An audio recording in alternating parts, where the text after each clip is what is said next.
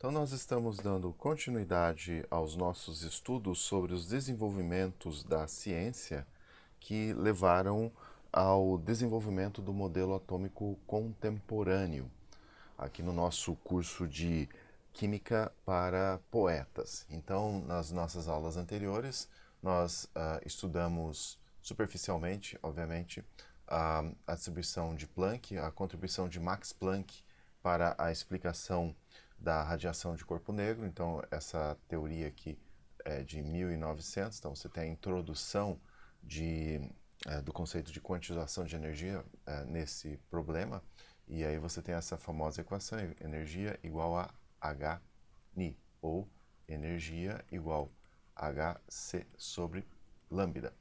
Em seguida, nós estudamos o efeito fotoelétrico, vimos a abordagem do efeito fotoelétrico dada pela física clássica e, digamos assim, a diferença entre o que a física clássica pensava sobre o efeito fotoelétrico e o que realmente era observado a respeito do efeito fotoelétrico. Então, nós temos aqui o que a física clássica previa e o que se observa, né?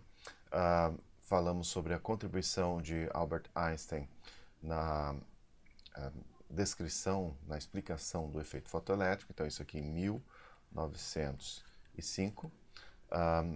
Depois nós vimos o modelo atômico de J.J. Thomson. O modelo atômico de J.J. Thomson é de mais ou menos 1906. J.J. Thomson, descobridor do elétron, né? Então, o modelo atômico de Thomson, você teria o átomo formado por esferas gelatinosas e positivas, e para balancear a carga positiva dessa esfera, você teria os elétrons na superfície com uma certa mobilidade. Esses elétrons vibrariam em torno de uma posição de equilíbrio.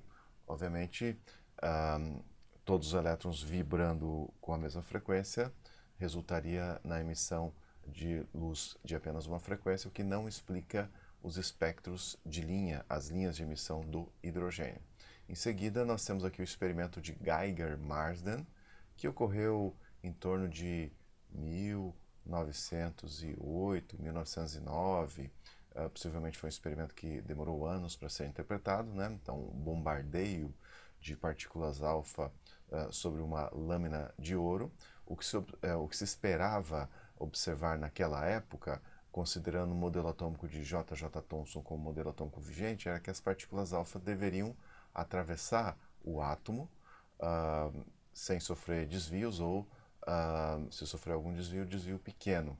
O que se observou é que, de fato, a maioria das partículas alfa atravessavam a lâmina de ouro, mas muitos sofriam desvios, e algumas sofriam desvios consideráveis. Então, Rutherford, interpretando os experimentos de Geiger e Marsden, né? Geiger e Marsden eram auxiliares do Rutherford, chegou à conclusão que o átomo era formado por um núcleo atômico central positivo, tamanho muito, muito pequeno, toda a massa do átomo centrada no núcleo atômico, e aí você teria o átomo, então, como em grande parte espaço vazio, ocupado pelos elétrons, e no centro do átomo você tem o núcleo atômico.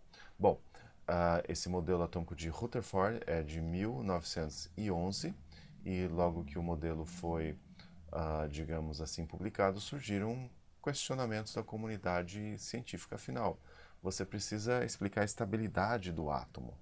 Então, pela teoria eletromagnética vigente na época,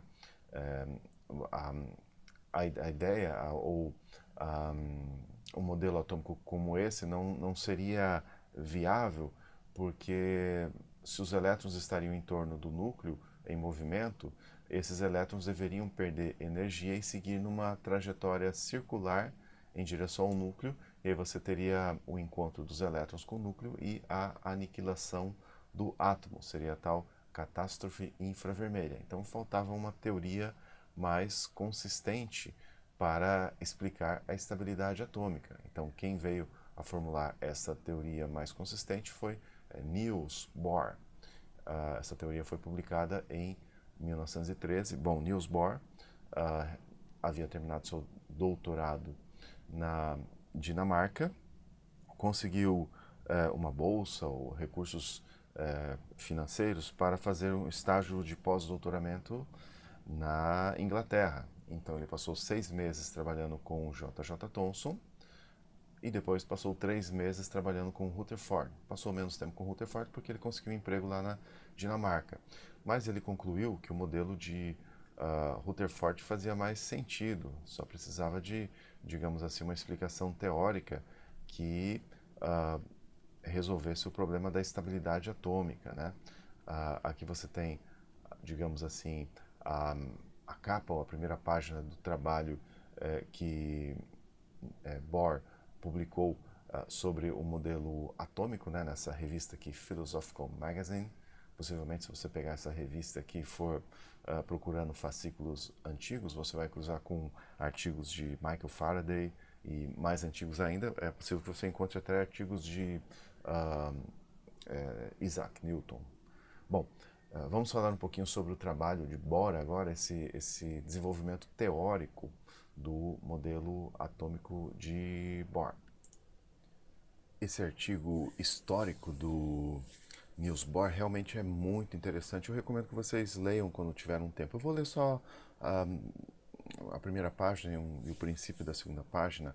Vou fazer uma espécie de tradução simultânea para vocês do artigo. Então vou ler em inglês, vou tentar traduzir para o português sem gaguejar muito, né? Então esse é um artigo em que Niels Bohr lança a sua teoria, um artigo de 1913, on the Constitution of Atoms and Molecules, by Niels Bohr, então Doctor in Philosophy, Copenhagen, Dinamarca. Asterisco aqui, né? Vamos ver o que tem nesse asterisco. Então foi comunicado por professor Ernest Rutherford, FRS, Fellow of Royal Society. Então, Rutherford era um cara super importante naquela época. Vamos ler então. Com o objetivo de explicar os resultados experimentais de espalhamento de partículas alfa pela matéria conduzidos pelo professor Rutherford, uma teoria para o átomo foi dada. De acordo com essa teoria, os átomos consistem em núcleos positivamente carregados, rodeados por um sistema de elétrons mantidos no átomo, né, digamos assim, por forças atrativas com o núcleo. A carga negativa total dos elétrons é igual à carga positiva do núcleo. Adicionalmente, assume-se que o núcleo seja o local onde se assenta toda a parte essencial da massa do átomo e deve ter e tem dimensões lineares extremamente pequenas comparadas com as dimensões do átomo como um todo. Uma pausa aqui, né? Então, lembra das aulas anteriores, né? Eles analisaram os padrões de espalhamento de partículas alfa, né? E chegaram à conclusão que o núcleo do átomo era da ordem de 10.000 vezes menor que o diâmetro atômico, né? Bom, olha que interessante aqui a proposta deles para a época. Ó, o número de elétrons em um dado átomo é considerado aproximadamente igual à metade do peso atômico. Porque na época o nêutron ainda não havia sido descoberto, né, princípio da ciência, digamos assim, ciência atômica. E faz sentido, né? Você tem lá o cálcio, número atômico 40, o número de elétrons é 20, né? Número atômico 20. Bom, esse great interest aqui eu estou interpretando como controvérsia. Até onde eu sei, no começo do século XX havia uma controvérsia entre o modelo atômico proposto por J. J. Thomson e o modelo atômico proposto pelo seu ex-aluno Rutherford. Então, a grande controvérsia é atribuída a esse modelo. Esse modelo é o modelo atômico de Rutherford. Deixa eu parar um pouquinho. Então, a grande controvérsia, né, foi gerada com esse modelo de Rutherford. Rutherford assumiu então que o, a existência do núcleo, e a existência do núcleo atômico foi importante para explicar o espalhamento das partículas alfa. Em uma tentativa para explicar as propriedades da matéria a partir desse modelo atômico, o modelo atômico de Rutherford, nós encontramos algumas sérias dificuldades devido à natureza aparentemente instável desse sistema de elétrons.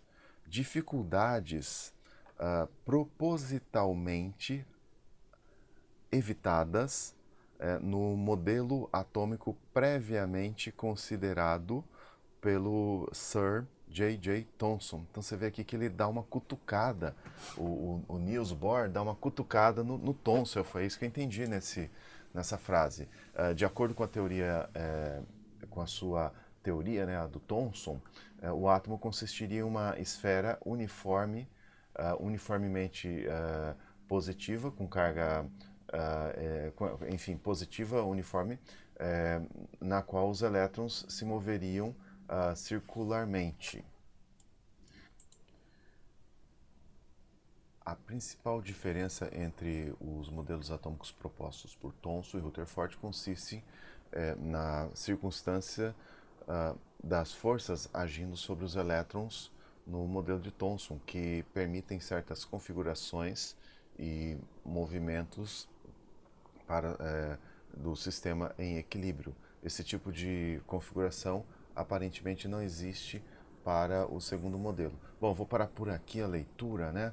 Mas eu diria que isso aqui é um clássico, né? Uma obra de arte, né? Eu não vou ler porque são várias páginas, 27 páginas, né? Então aqui você vê, né? Já se tinha conhecimento do trabalho de Max Planck, de Albert Einstein. Eu recomendo que vocês leiam, isso aqui é cultura, isso aqui é ópera para os meus ouvidos. Você vê que ele cita pessoas como J.J. Thomson aqui, cita, por exemplo, Max Planck, tá vendo? Quem mais que ele cita aqui? Ele cita o trabalho de Albert Einstein, trabalho de 1905, possivelmente o trabalho sobre o efeito fotoelétrico. Então isso aqui é uma sinfonia magnífica, vocês podem ler e aprender muita coisa. Basicamente era assim que eles divulgavam, que se divulga a ciência, né? Bom, continuando, né? A videoaula já está um pouco longa, eu precisava falar sobre os postulados de Bohr e desenvolver as equações. Mas isso aí vai ficar para a próxima aula, nós já não temos mais tempo para essa aula. Então, na próxima aula nós desenvolveremos o modelo de Bohr para o átomo de hidrogênio. Até lá.